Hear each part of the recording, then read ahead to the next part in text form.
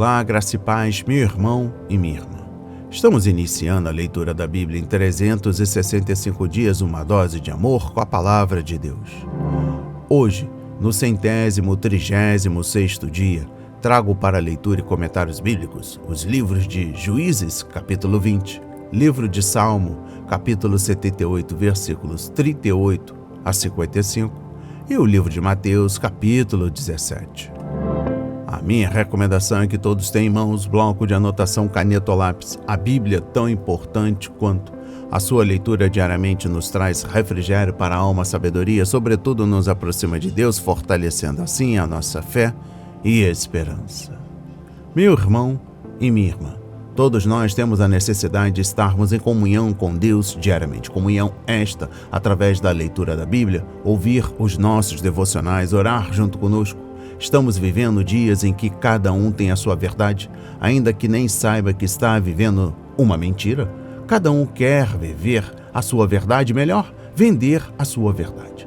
A Bíblia está cheia de promessas, mas ela será concretizada se você acreditar na Palavra de Deus. Precisamos acreditar na Palavra de Deus, pois é muito fácil crer quando as coisas estão cooperando, quando as promessas estão vindo. Alimente a sua fé quando tudo vier contra.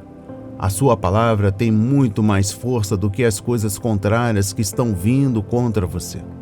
Estamos vivendo um tempo em que devemos abrir os olhos. Satanás não está aqui para roubar o seu carro, a sua casa, seu apartamento, seu lar, relógio, sua roupa. Ele vem para roubar a semente, a sua semente. Esta semente que está sendo semeada agora, os ensinamentos, a verdadeira palavra de Deus e os propósitos que Deus tem para você. Precisamos usar todos os recursos que Deus tem nos dado, incentivar os nossos irmãos e irmãs a lerem a Bíblia, a estudar. A Bíblia Sagrada nos faz gerar a fé, nos faz ter o alimento, a cura, a restauração. A compreensão da palavra vem através da revelação pelo Espírito Santo. Senhor, revele a compreensão de sua palavra para as nossas vidas no dia de hoje. Senhor, me dê a compreensão da sua palavra, em nome de Jesus. Amém e graças a Deus. Se desconecte de tudo e permita que a palavra do Senhor adentre em vossos corações. Vamos para a leitura no livro de Juízes, capítulo 20. Os israelitas vingam a afronta feita ao levita.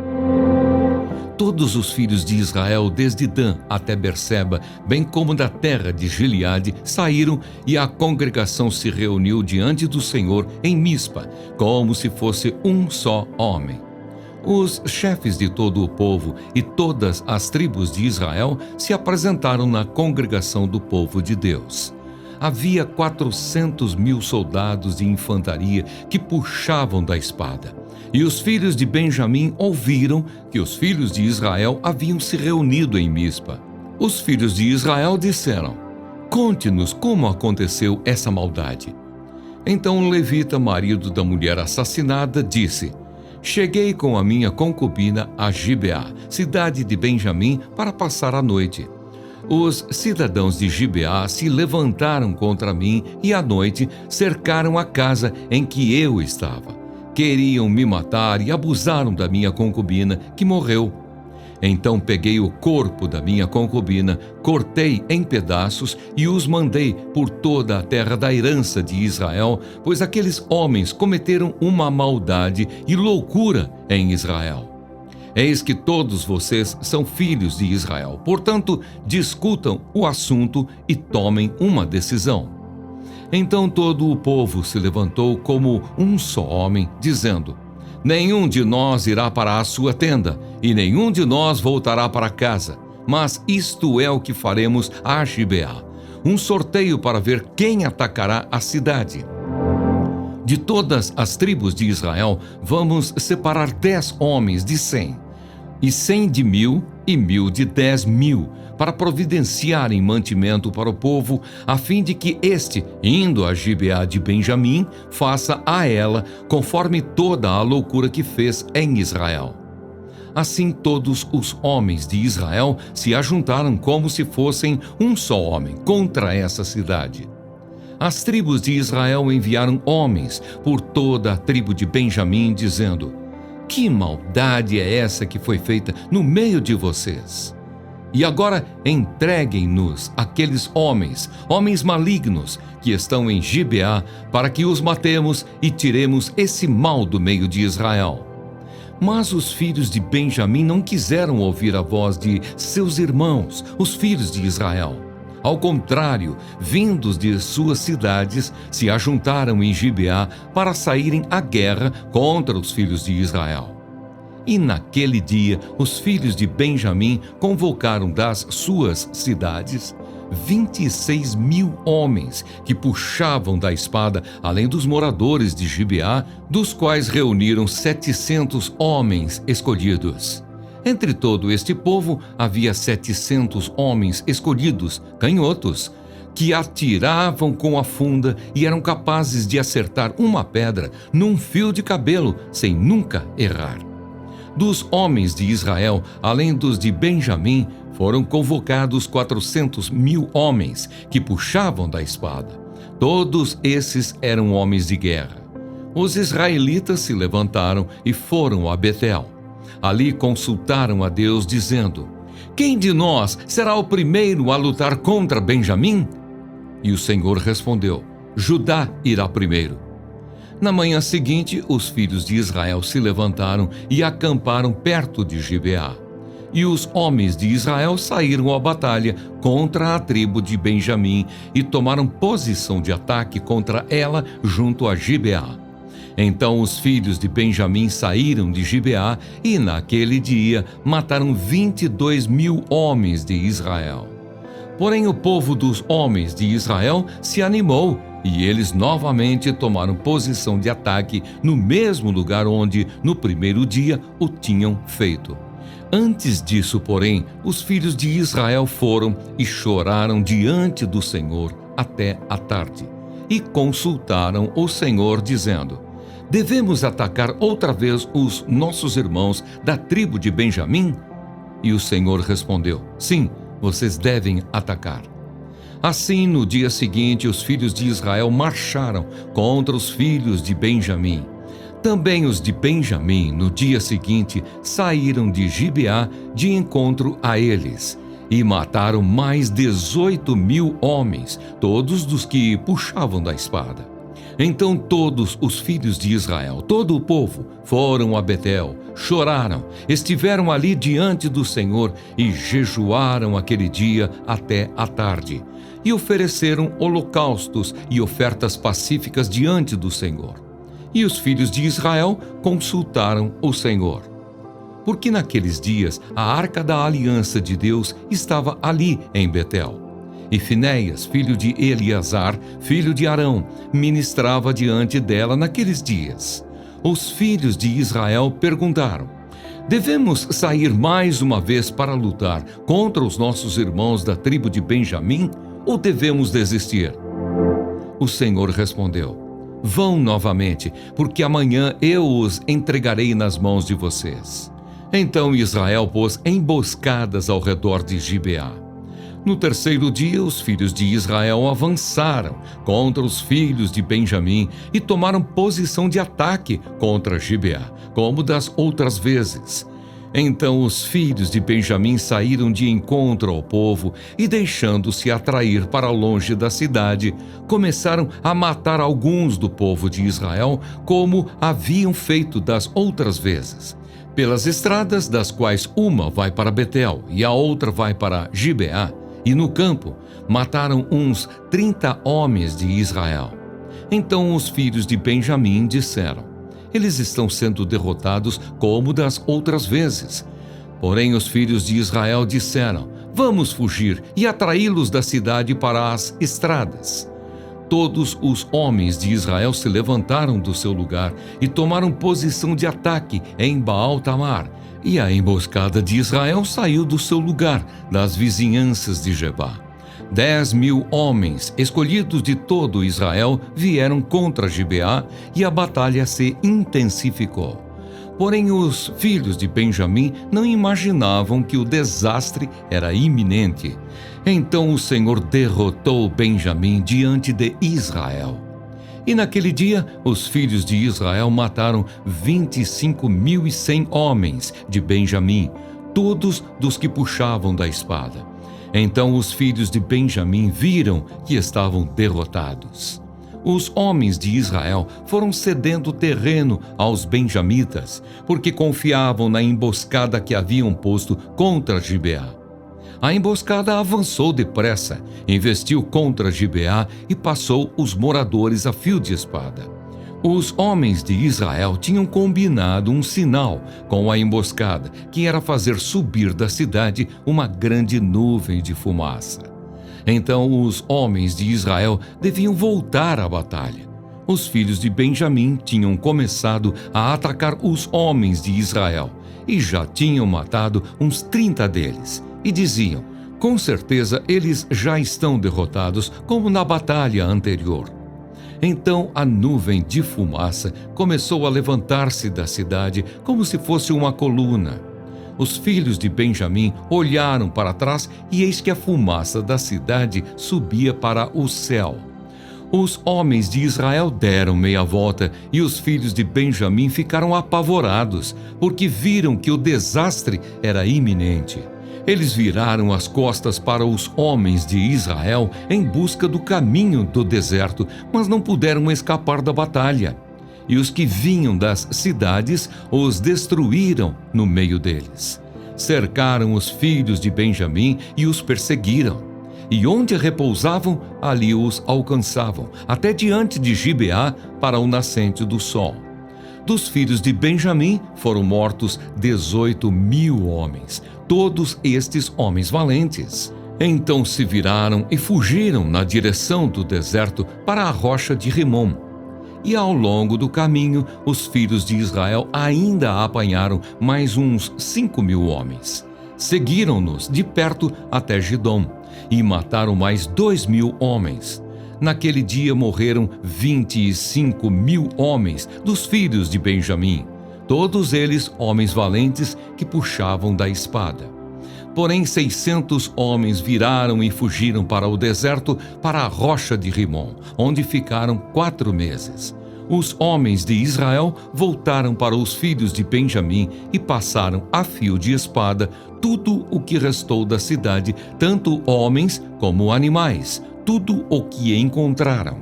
E também puseram fogo em todas as cidades que encontraram. Amém. Compreendendo o livro de Juízes, capítulo 20, trago a exposição bíblica dos versículos 1 a 11.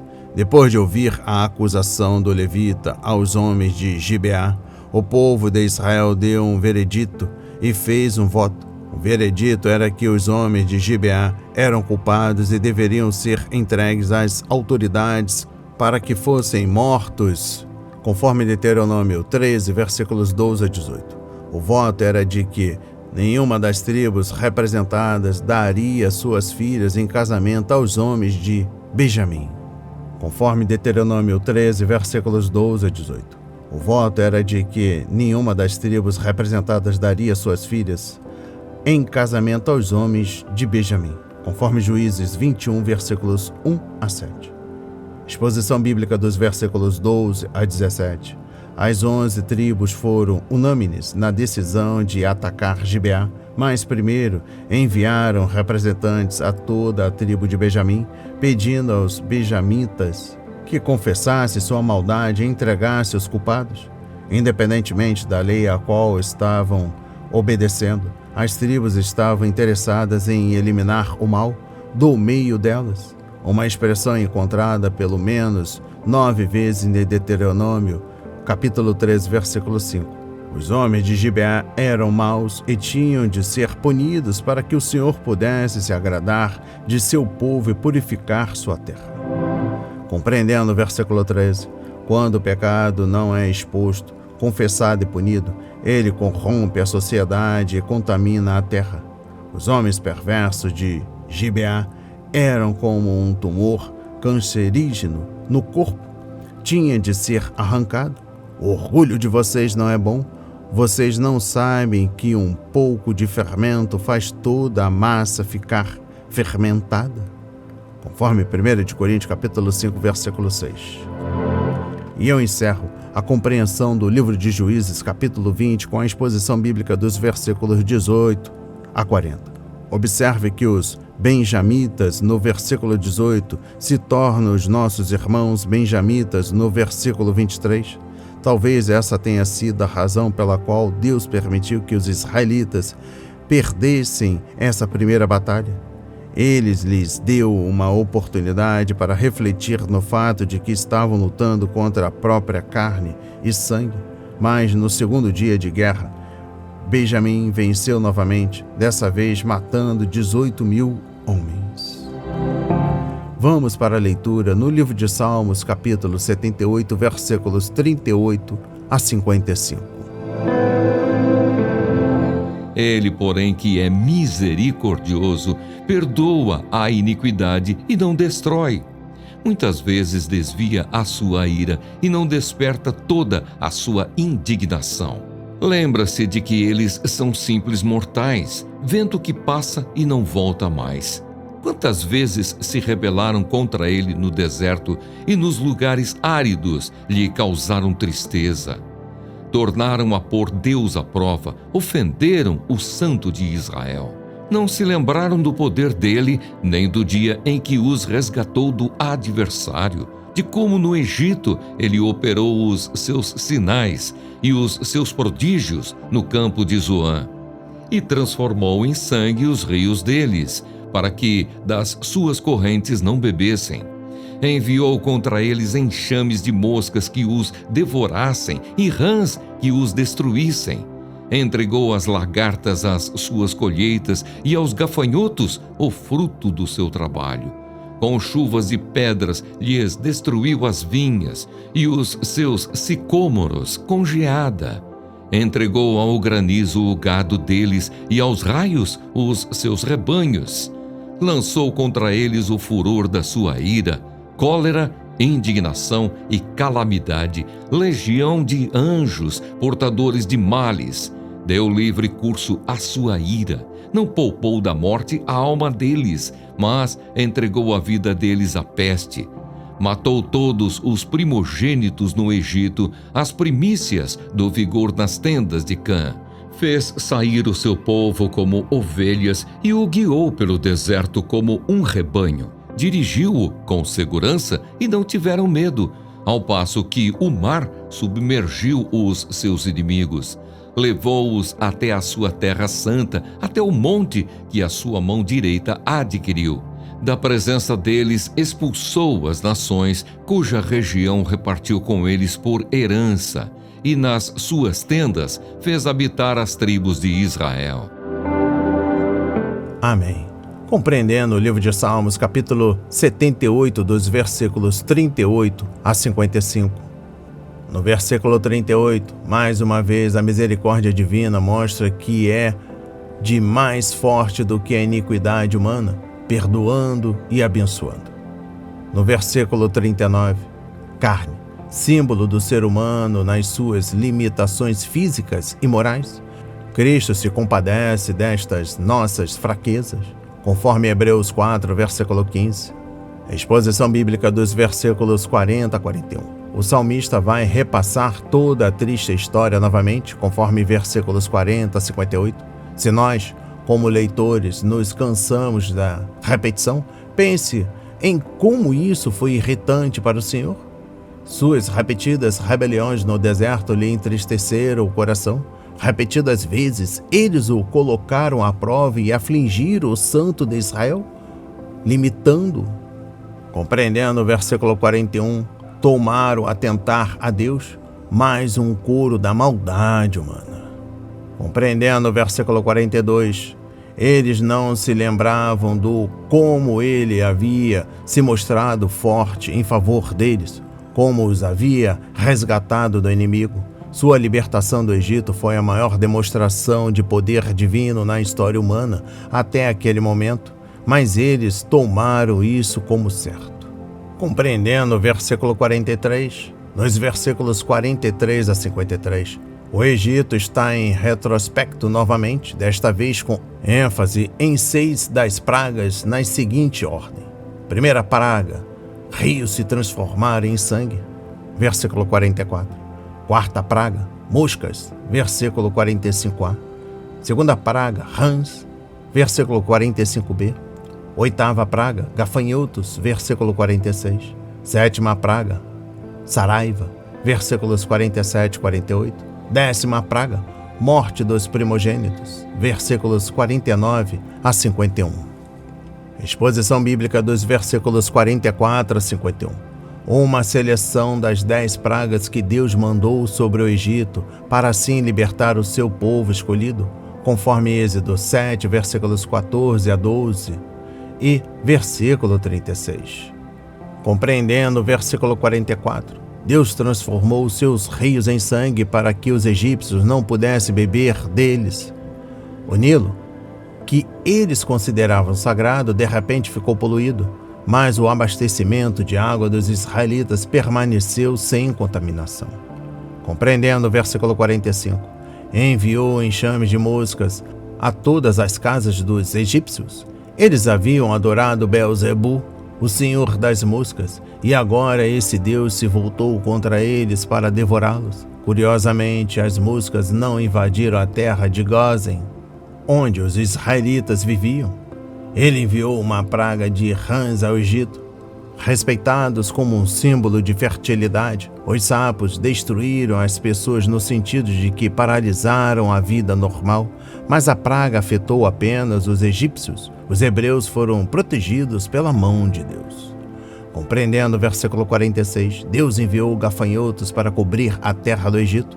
O deus Serapis deveria proteger as pessoas desses insetos destrutivos, mas Serapis estava impotente.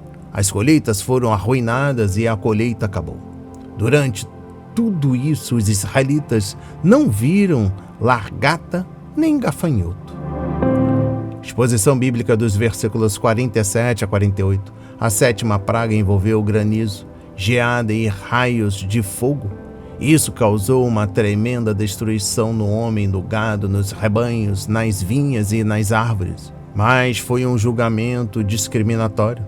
Na terra de Gósen, onde estavam os filhos de Israel, não caiu granizo, conforme Êxodo 9, versículo 26. Compreendendo o versículo 49, então houve o golpe culminante de Deus, a morte do primogênito. O salmista fala disso como uma perda da feroz ira, indignação e angústia de Deus, obra de uma campanha de anjos de destruição.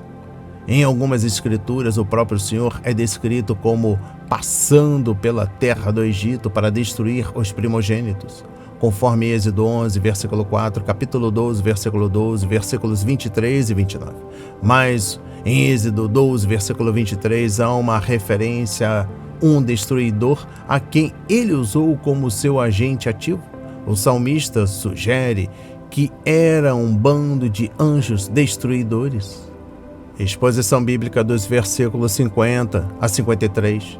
Ele preparou um caminho para sua ira para que ela pudesse explodir sem restrições. Em todos os lares egípcios, o filho primogênito foi atingido por uma praga e pestilência sem nome. A flor da masculinidade do Egito morreu naquela noite. Mas os lares dos israelitas eram protegidos pelo sangue do Cordeiro Pascual e nenhum filho hebreu foi morto. Todas as pragas eram tão discriminatórias que nenhuma explicação natural poderia explicá-las. Como os judeus poderiam deixar de ser gratos pela maneira maravilhosa que Deus havia operado em seu favor? Ele os conduziu para fora do Egito como um rebanho de ovelhas e os guiou por um deserto sem trilhas. Ele os conduziu em segurança sem nada temer, enquanto o mar engolfava seus inimigos. Genial foi uma exibição maravilhosa de seu amor e poder. E eu encerro a compreensão do livro de Salmos, capítulo 78, dos versículos 38 a 55, com a exposição bíblica dos versículos 54 a 55. Ele os trouxe para a fronteira da Terra Santa, para a montanha, alcance que sua mão direita havia adquirido para eles. Claro, era habitado por pagãos idólatras na época. Então ele também expulsou as nações e dividiu a terra entre as tribos de Israel. Nenhum pastor jamais cuidou com tanto carinho de suas ovelhas quanto Jeová cuidou das suas. Vamos para a leitura no livro de Mateus, capítulo 17. A transfiguração de Jesus. 6 dias depois, Jesus tomou consigo Pedro e os irmãos Tiago e João e os levou, em particular, a um alto monte. E Jesus foi transfigurado diante deles. O seu rosto resplandecia como o sol, e as suas roupas se tornaram brancas como a luz. E eis que lhes apareceram Moisés e Elias falando com Jesus.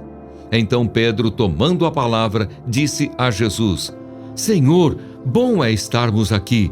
Se o Senhor quiser, farei aqui 3 tendas, uma para o Senhor, outra para Moisés e outra para Elias. Falava ele ainda quando uma nuvem luminosa os envolveu, e eis vindo da nuvem uma voz que dizia: Este é o meu filho amado, em quem me agrado. Escutem o que ele diz. Ao ouvirem aquela voz, os discípulos caíram de bruços, tomados de grande medo. Jesus aproximou-se e tocou neles, dizendo: Levantem-se e não tenham medo. Então eles, levantando os olhos, não viram mais ninguém a não ser Jesus. A vinda de Elias. Ao descerem do monte, Jesus lhes ordenou: Não contem a ninguém o que vocês viram, até que o Filho do Homem ressuscite dentre os mortos. Mas os discípulos perguntaram a Jesus: Por que então os escribas dizem ser necessário que Elias venha primeiro? Jesus respondeu: De fato, Elias virá e restaurará todas as coisas. Eu, porém, lhes digo que Elias já veio, e não o reconheceram. Pelo contrário, fizeram com ele tudo o que quiseram. Assim também o Filho do Homem irá sofrer nas mãos deles. Então os discípulos entenderam que ele estava se referindo a João Batista. A cura de um menino. Quando eles chegaram para junto da multidão, um homem se aproximou de Jesus, ajoelhou-se e disse: Senhor, tenha pena do meu filho, porque ele tem convulsões e sofre muito, pois muitas vezes cai no fogo e outras tantas cai na água. Apresentei-o aos seus discípulos, mas eles não puderam curá-lo. Jesus exclamou: Ó geração incrédula e perversa, até quando estarei com vocês? Até quando terei de suportá-los? Tragam o menino até aqui. E Jesus repreendeu o demônio, e este saiu do menino, e desde aquela hora o menino ficou curado. Então os discípulos, aproximando-se de Jesus, perguntaram em particular: Por que motivo nós não pudemos expulsá-lo? Jesus respondeu: Por causa da pequenez da fé que vocês têm. Pois em verdade lhes digo que se tiverem fé como um grão de mostarda, dirão a este monte: Mude-se daqui para lá, e ele se mudará. Nada lhes será impossível. Mas esse tipo de demônio só pode ser expulso por meio de oração e jejum. De novo, Jesus prediz a sua morte e ressurreição. Quando eles estavam reunidos na Galileia, Jesus lhes disse: O Filho do Homem está para ser entregue nas mãos dos homens, e estes o matarão, mas ao 3º dia ressuscitará. Então os discípulos ficaram muito tristes. Jesus paga imposto.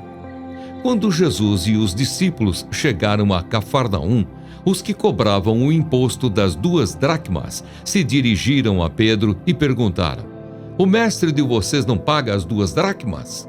Pedro respondeu: Claro que paga. Quando Pedro estava entrando em casa, Jesus se adiantou dizendo: Simão, o que você acha? De quem os reis da terra cobram impostos ou tributo? Dos seus filhos ou dos estranhos? Quando Pedro respondeu: dos estranhos, Jesus lhe disse: logo os filhos estão isentos. Mas para que não os escandalizemos, vá ao mar, jogue o anzol e puxe o primeiro peixe que fisgar. Ao abrir a boca do peixe, você encontrará uma moeda. Pegue essa moeda e entregue aos cobradores para pagar o meu imposto e o seu. Amém. Compreendendo o livro de Mateus, capítulo 17, exposição bíblica dos versículos 1 a 13. Mateus e Marcos afirmam que a transfiguração ocorreu 6 dias depois, enquanto Lucas diz aproximadamente 8 dias depois, conforme Lucas 9, versículo 28. Estas afirmações não se contradizem. A afirmação de Lucas é o equivalente judaico de quase uma semana depois. Durante aquela semana, os discípulos devem ter refletido e discutido o que Jesus quis dizer com sua morte e ressurreição. Exposição bíblica dos versículos 19 a 20.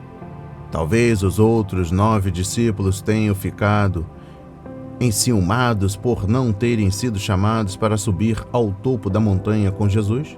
Durante a ausência do Senhor, eles começaram a se acomodar, não só negligenciar a oração, como deixaram que sua fé se enfraquecesse. Então, quando veio a crise, eles não estavam preparados. Como Sansão, eles saíram a lutar sem perceber que seu poder havia desaparecido, conforme Juízes 16, versículo 20. Como exemplo deles, vemos a importância de permanecermos espiritualmente saudáveis. Compreendendo o versículo 20, fé do tamanho de um grão de mostarda não só sugere tamanho, Deus honrará a fé, ainda que pequena, mas também vida e crescimento. A fé do tamanho de um grão de mostarda é uma fé viva que é nutrida e levada ao crescimento. De fato, a fé deve ser cultivada para que cresça e produza obras ainda maiores para Deus. Conforme 1 de Tessalonicenses capítulo 3, versículo 10, 2 de Tessalonicenses capítulo 1, versículo 3. Se os 9 discípulos que não subiram ao monte estivessem orando, exercitando a disciplina e a meditação na palavra, teriam sido capazes de expulsar o demônio e libertar o menino. Compreendendo o versículo 27, ponto A, Jesus não queria que as pessoas se ofendessem porque ele, sendo judeu, não apoiava o ministério do templo. Embora não tenha hesitado em violar as tradições humanas dos fariseus, o Filho de Deus teve o cuidado de obedecer à lei do Senhor. Como cristãos, nunca devemos usar nossa liberdade em Cristo para prejudicar ou destruir os outros. Tecnicamente, Jesus não tinha de pagar o imposto, mas, por motivos práticos, ele o pagou e também incluiu Pedro para que o depoimento deles não fosse prejudicado. E eu encerro a leitura da Bíblia e também da compreensão do livro de Mateus, capítulo 17, trago o versículo 7, ponto B, para finalizar. Deus deu a Adão e Eva o domínio sobre a natureza, e isso incluía os peixes do mar, conforme Gênesis 1, versículo 26, Salmos 8, versículo 6 e 8. Os seres humanos perderam esse domínio por causa do pecado. Por isso, Pedro não pôde ordenar ao peixe que lhe desse o dinheiro. Mas Jesus Cristo exerceu domínio não só sobre o peixe, mas também sobre os animais da terra, conforme Mateus 21, versículos 1 a 7, e as aves, conforme capítulo 26, versículos 34, 74 a 75. O Adão que perdeu por causa de sua insubmissão, Jesus Cristo recuperou por meio de sua obediência, conforme Romanos 5, versículos 18 a 19. As palavras de hoje foram semeadas em corações quebrantados para a honra e a glória do Senhor. Receba este alimento diário, não hesite, compartilhe. Deus está interessado na minha e na sua dor.